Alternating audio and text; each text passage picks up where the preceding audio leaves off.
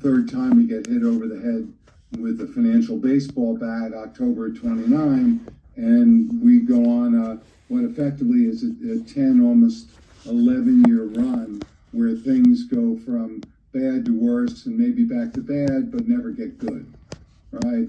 So up until that time, up until October of 29, there were bookkeepers, there were economists, but there weren't finance majors. And the whole accounting industry was really bookkeeping.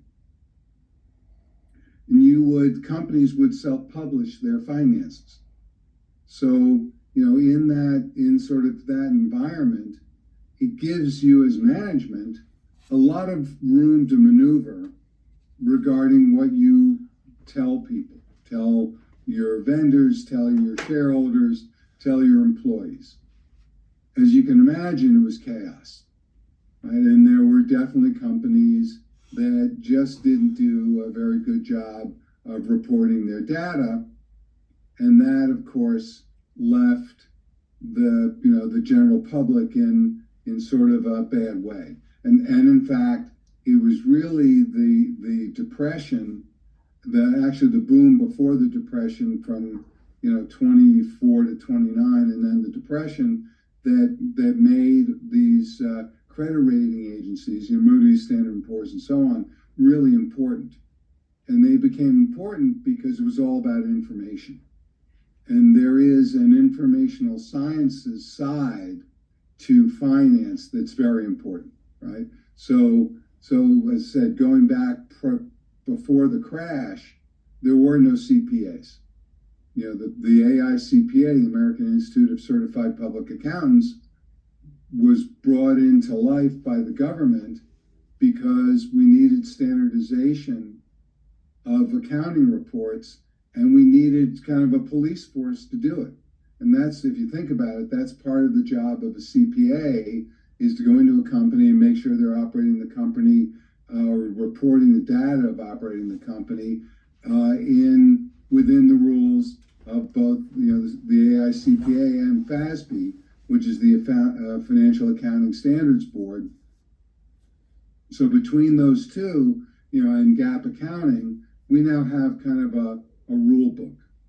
There was no rule book prior to 29. That rule book allowed our financial institutions and our financial markets to have much greater comfort that the data that people were looking at was real data, was accurate data. And based on that, you could provide capital to the marketplace, invest in companies, provide loan capital to the marketplace by lending to those companies, and you could make your decisions rationally based on the financial data you were seeing. And prior to 1929, it's a lot of guesswork. So part of the attribution for the crash was this problem with financial reporting. And by the way, it didn't get better right away. All right, the crash was in 29. The SEC doesn't really happen until 32, 33. The AICPA doesn't really happen until 33, 34. So, by the time we sort through all this stuff, it's really 1935, 36. And that's one of the things, again, just a little bit of economic history. That's one of the things that JP Morgan is famous for. Was late 35.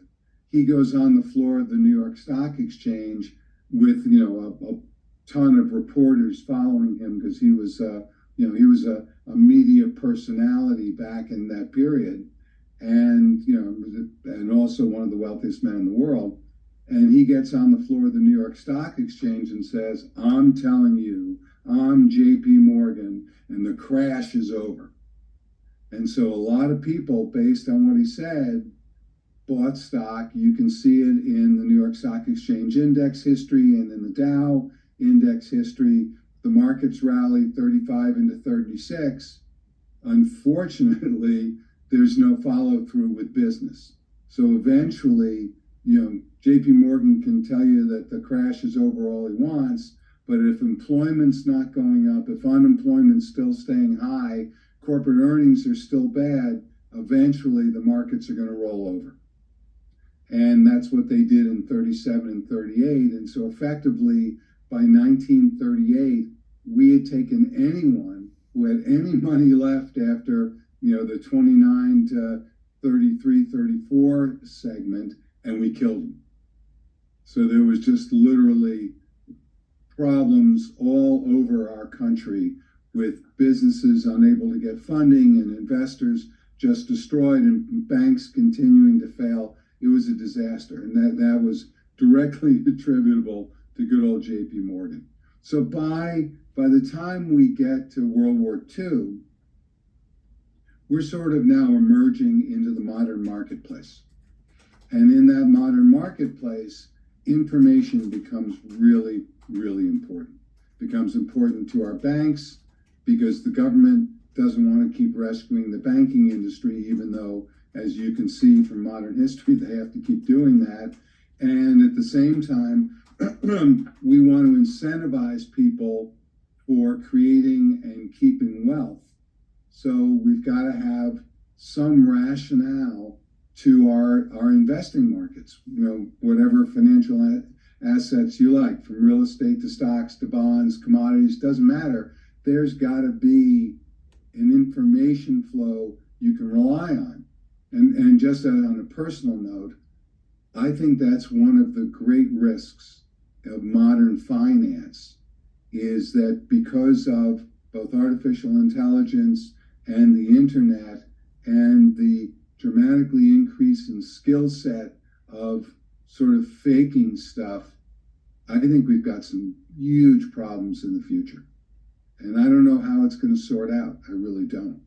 But the deep fake videos and pictures and artificial intelligence like ChatGPT, all this stuff is going to crescendo into our financial markets.